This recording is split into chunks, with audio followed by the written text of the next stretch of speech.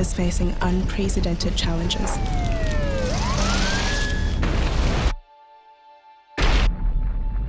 Climate change is altering natural balance.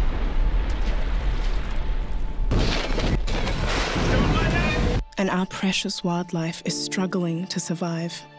We are battling a new era of conflict and violence.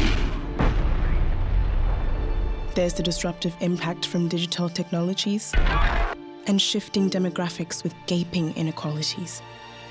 Now, a global epidemic is reshaping our world as we know it. We are at a crossroad at a time when our world seems so divided.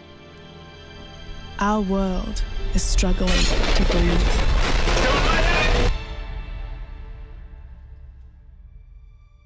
For the United Nations 75th anniversary, we set out to ask the world, what are your hopes for your future?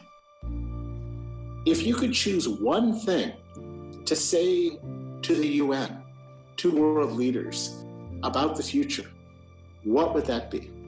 In January 2020, the United Nations launched a global initiative to have the world's largest conversation on the future we want.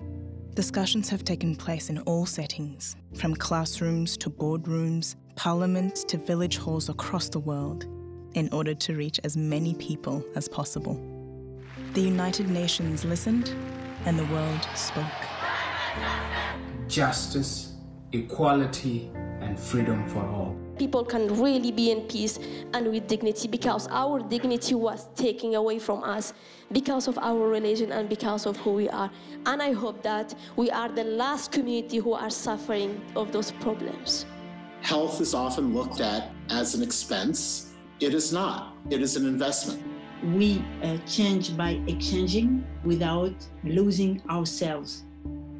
We have run out of excuses and we are running out of time. If we don't stop the destruction of our natural world, nothing else will matter. More than ever before, we need solidarity, hope, and the political will to see this crisis through together. From what we have heard, the world is not as divided as we thought. The global economy, healthcare, sanitation, education, and the hardest places hit are our top priorities from recovering from the pandemic. In response to COVID-19, greater international solidarity is urgently needed. The threat of climate change and destruction of our natural environment is the biggest fear for the future. We need increased efforts to reduce conflict and violence, and we aspire to further protect human rights. For optimism about our future, we need to look to our young people. The overwhelming majority of us believe global cooperation is more vital than ever. Every time we fail to find solutions to global challenges, the most vulnerable people in our societies are hit the hardest. Roger, Chapter now heading down range.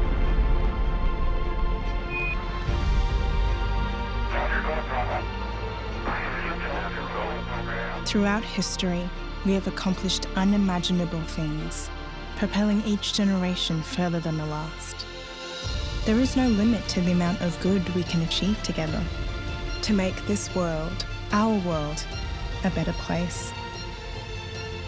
The challenges before us are universal, and we know that these challenges demand global solutions. We have the blueprint to achieve a better and more sustainable future for all. The Sustainable Development Goals. In 2045, the United Nations 100th year, let's see the change we have implemented today that will shine a light on our children's tomorrow.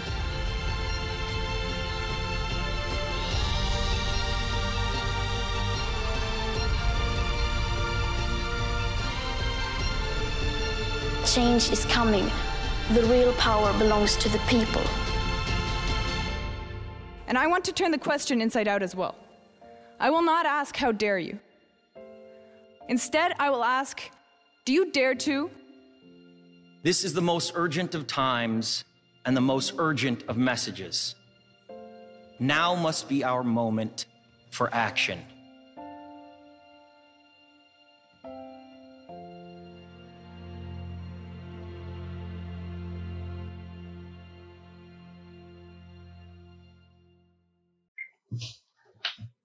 The world is a much better place than it was years ago, and its future depends on us. We have the power and the capacity to make it a better, more sustainable, and more resilient place. So let's try to do it. I will be talking about the energy transition, the correlation between renewables and global warming, and my own fight against climate change. In 2019, almost 37 gigatons of CO2 were emitted into the atmosphere. The power sector accounted for about 25% of those emissions.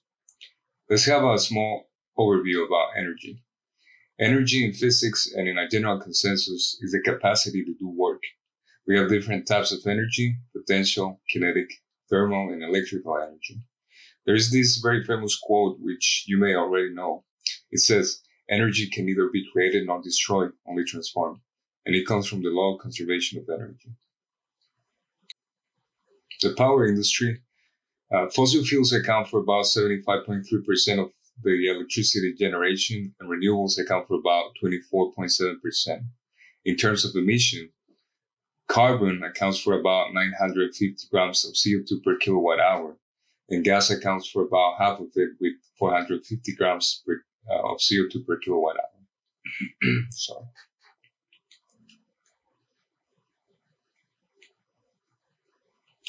Sustainable energy is said to be the use of energy to satisfy the current needs of our generation without affecting the needs of future generations.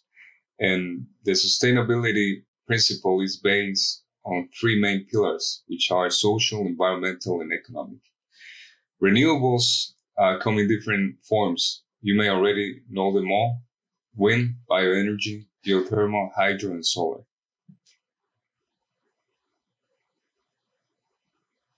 According to IRENA, the International Renewable Energy Agency, the global markets had an installed capacity of 2,536 gigawatts in 2019 and an electricity generation of about 6,586,124 gigawatt hours. Wind energy uses wind turbines. It converts the kinetic energy from the wind into mechanical power and then produces electricity with a generator. The capacity and generations were 622 gigawatts of capacity and 1,263 terawatt hours of generation. The life cycle emissions, according to the IPCC, range from 8 to 20 grams of CO2 per kilowatt hour. Now, bioenergy is organic matter, which stores chemical potential energy. It's also influenced mainly by the sun, just like wind energy. The capacity was of 124 gigawatts in 2019 and the generation of 122 terawatt hours. It is said to be carbon neutral. Geothermal is the heat stored and generated inside the earth. This heat generates steam, which is then used to generate electricity. The heat can also be used just as a direct source of heat for houses or other industrial processes. The capacity was 13.91 gigawatt and the generation 88.4 terawatt hours. For hydro, it uses the natural water cycle and it uses the water's potential.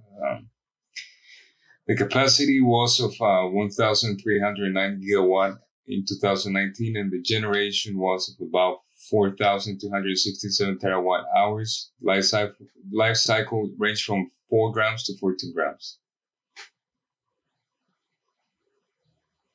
Now we come to solar. Solar has two types, two categories. This is solar PV. It's due to the electromagnetic solar radiation. Inside the solar spectrum, there are photons with different wavelengths, and they generate the photovoltaic effect when they get in contact with semiconductors. The capacity and generation, it was of 578 gigawatts in 2019, and the generation was of 549 terawatt hours. The life cycle emissions are said to be between 25 grams and 60 grams of CO2 per kilowatt hour. Solar thermal is mostly inside the solar spectrum with infrared wavelengths. The heat is enhanced by mirrors. Just as you can see in the picture, we have a parabolic type of collector system. It's used to heat a fluid or molten salts to generate electricity. The capacity was of about 6.2 gigawatts and the generation of about 12.2 terawatt hours. Life cycle emissions between 15 and 40 grams. Now, global warming. What's the correlation between global warming and energy? Well, the greenhouse gas emissions are the main cause of global warming, and since the Industrial Revolution, we have been burning fossil fuels, which generate huge amounts of carbon dioxide. And basically what these gases do is that they store heat, or in other words, they bounce back the solar radiation and heat the planet. Carbon dioxide, which is the main one, has a global warming potential of 1, and 90% of it comes from fossil fuels that we have been burning during the years. Methane has a global warming potential of 30, but it remains in the atmosphere for about 10 to 12 years. Now, nitrous oxide, it has a global warming potential of about 265, and is mainly provided by agriculture. We can see an example of soil erosion. It's one of the effects of climate change and global warming. Now, why CO2, why carbon dioxide? Well, the problem is that CO2, about 50% of it, it will be reabsorbed within the first 30 years, sometimes 10 years, it depends. So we're talking about decades. The other 30%, it takes a couple of 100 years, we're talking about centuries. And then the bigger problem comes with the last 20%, which takes it takes thousands of years, millennia, to reabsorb. That's the problem. Now, Barack Obama said, climate change is no longer some far off problem. It is happening here and it is happening now. Everything that we're burning right now, it's contributing to global warming. Every fossil fuel we're using right now is contributing, and it's going to stay for centuries and millennia. Now, building a sustainable and resilient future, small actions that count. This is my small fight against climate change. During my bachelor's years, my bachelor dissertation project was a green school. It was actually the first green school in the state of Sinaloa, which is the state where I'm from. This one was settled in Mazatlan, and the name of the school is Ana Isabel Sainz Unger. We installed a solar PV system of almost 10 kilowatt, and it's a pioneering concept that could be replicated in many more schools. The impacts in 25 years were about 539,835 kilowatt hours of clean energy, 314 tons of CO2 mitigated, and about 2 million pesos in savings, just for one school with a small system of about 10 kilowatt. The social impact, that's the most important one.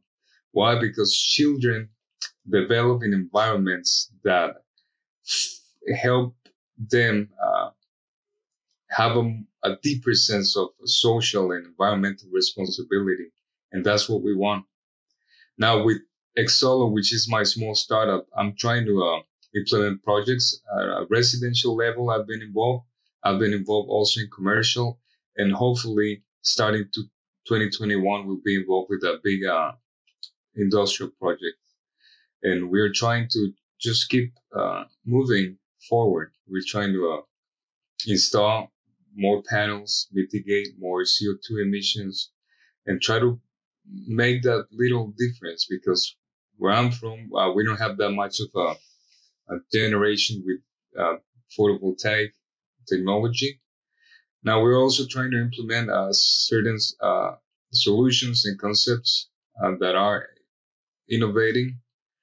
We have agrivoltaics, which are agri-PV, and some architectonic designs.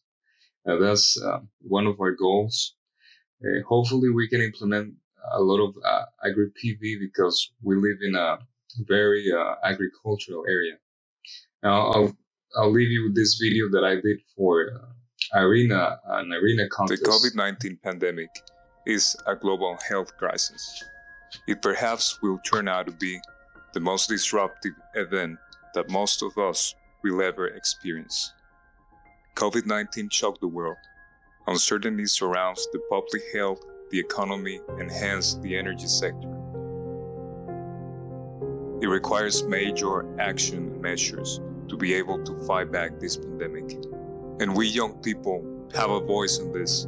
We can take action and come together. Change is coming, whether you like it or not. Because it's when we show compassion, we help each other, that we are stronger.